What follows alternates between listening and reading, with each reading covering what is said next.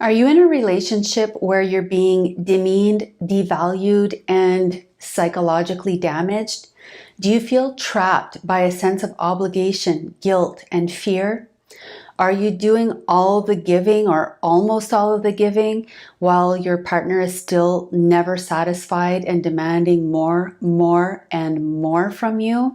It's not an easy marriage. He has to look at me and see what I need. And we have to make decisions based on that. If your relationship defies all logic, then you may have developed a betrayal bond, or what's also referred to as a trauma bond with your partner.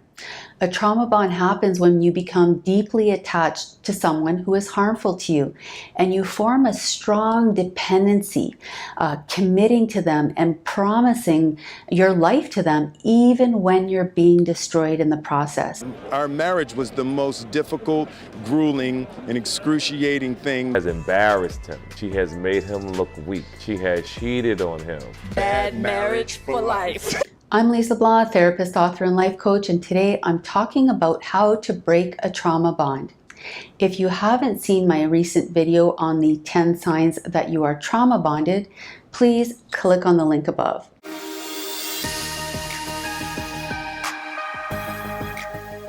A trauma bond can survive long after a relationship has ended. So regardless of whether you are still in this relationship or whether it's ended, you may continue to be filled with self-doubt, confusion, and conflicting thoughts and feelings. You might find yourself wishing that things could have been different, wishing that you'd done more, wondering why you weren't enough, still emotionally bound to them, unable to truly move forward with your life. So here are 10 things that can help you break the trauma bond. First, start by acknowledging and getting clear about what's going on in your relationship. Open your eyes to reality. Listen to what your trusted loved ones are telling you. And to help you recognize the true dynamics of your relationship and the negative impacts it's having on your well-being, grab a pen and paper and write out the timeline of your relationship. How did you meet? What attracted you to this person? How did things evolve? Where did the abuse start? How did the relationship devolve? Write about the good, the bad, and the ugly, because it's a lot harder to deny reality when it's all there in front of you in black and white. Remember, a trauma bond is based on manipulation, exploitation, obligation, guilt, emotional addiction, and psychological abuse. So it may be difficult to even see the truth while you're still in this relationship, but be as honest as possible with yourself. And do this even if you feel like you can't do anything about it right now. Just take that first step. Second, create a pros and cons list to rationally examine the potential benefits and consequences of staying in a relationship with this person. If you're already out, then examine the pros and cons of remaining psychologically bound to them. These situations and relationships can be incredibly complex, and it's not always going to be possible to break all ties, such as in cases when children are involved, or there are other issues related to the intricate network that's dependent on this relationship. But this exercise is to help you see and weigh all of your options. That said, your choices are not going to likely be simple or without costs and consequences. But doing nothing and staying in an abusive situation also carries huge costs and consequences, and it can rob you of your dignity, your self-worth, your self-respect, and even your life. Third, recognize your role in the toxic dynamic.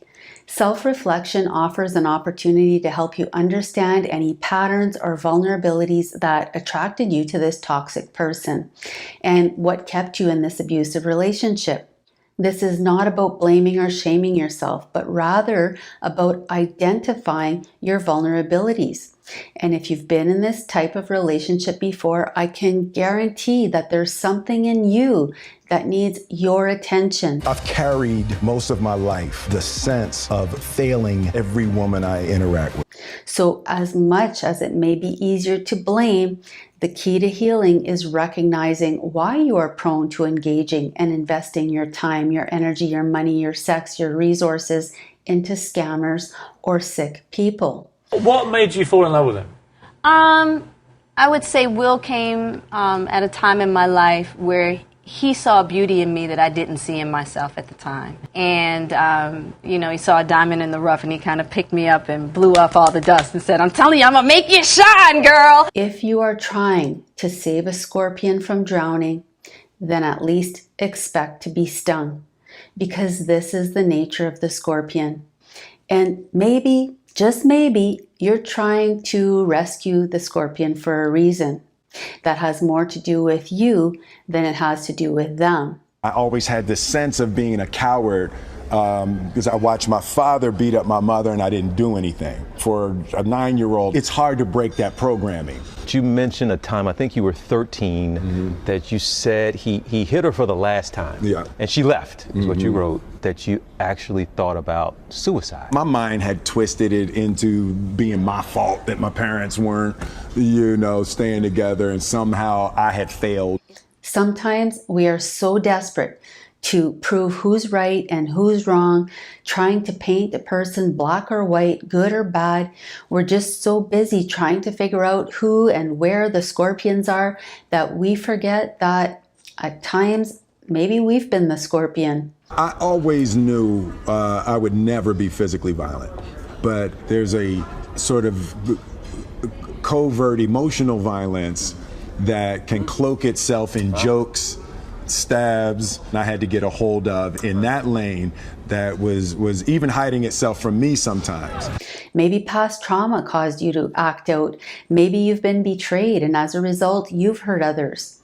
When you take the time to examine your role in whatever problems you're having in your life, especially the repetitive, long-standing ones, you may find that the true barriers to connection and love has less to do with the person standing in front of you and more to do with your past and what's inside of you. There's a certain amount of protection that everybody does. We have a childhood trauma and we decide that's never going to happen to me again. And in order to not experience that, it demands that we be a certain way. Number 4, get trauma therapy to help you process and resolve the cognitive dissonance and any psychological trauma that you've experienced as a result of this relationship, as well as whatever trauma you faced before, even meeting this abusive person. I highly recommend reaching out to a trauma therapist in your area, someone who specializes in narcissistic abuse, and preferably someone who offers eye movement desensitization reprocessing, or EMDR for short. As the saying goes, hurt people hurt people. So if you don't resolve your trauma, you may end up putting it on someone else, harming them in the same ways that you were harmed.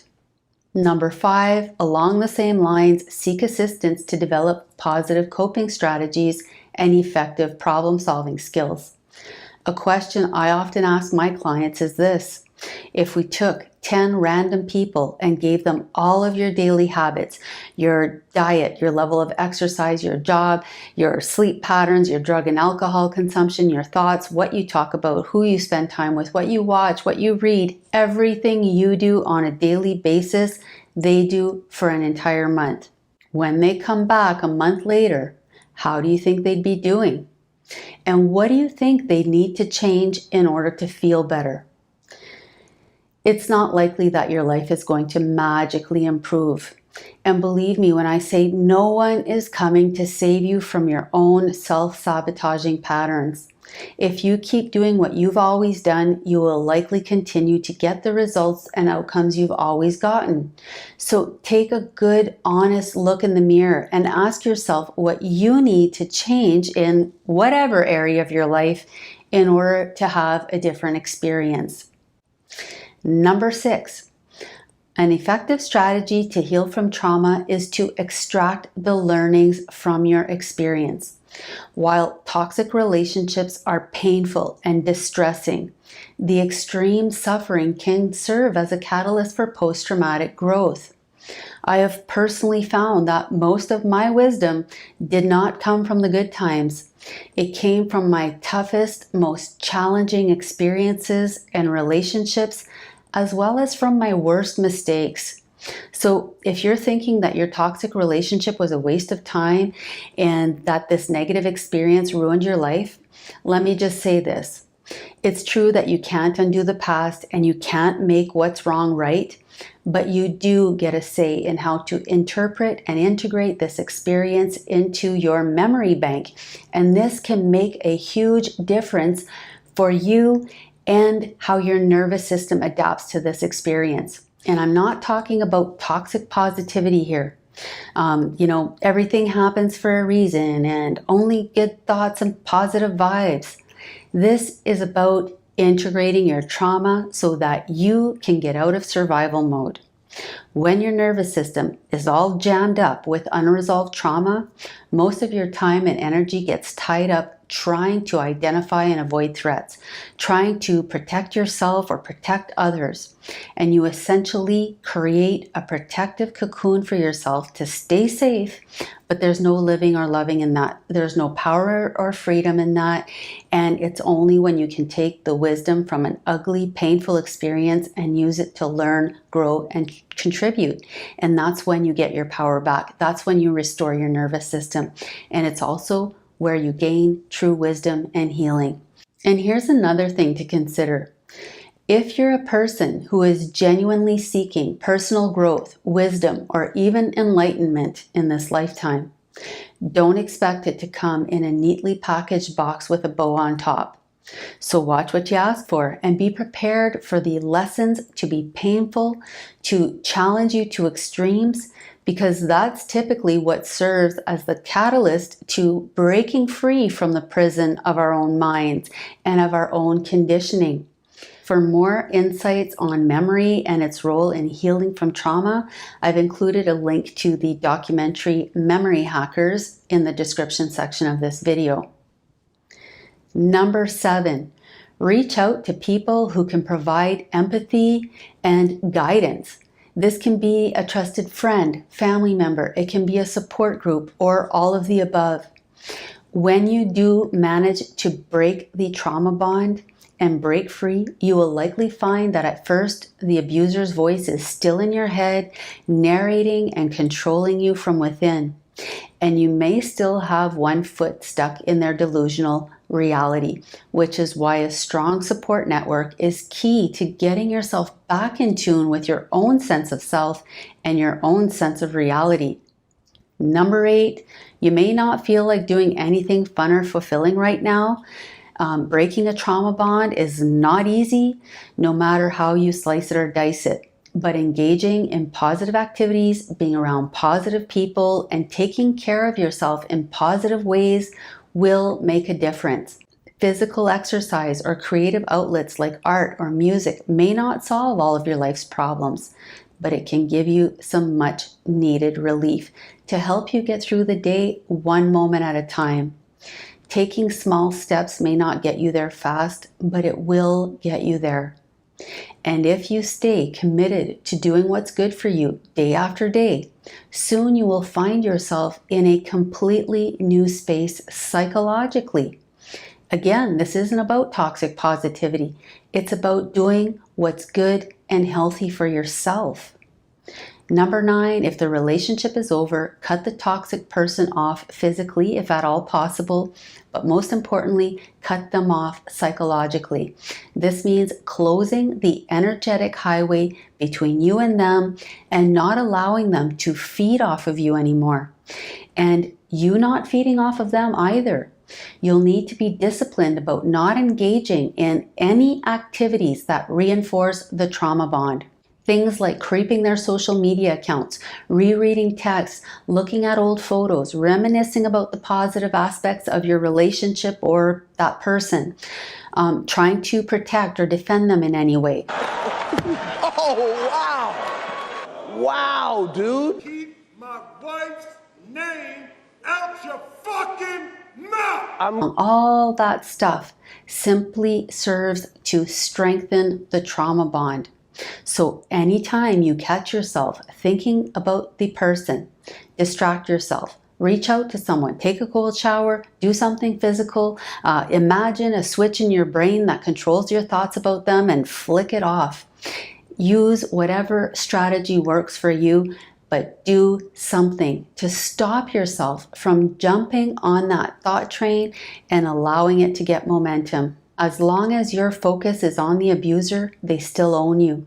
Just imagine all of the people tethered to this toxic person through these invisible psychological ties and ask yourself if you want to be one of them.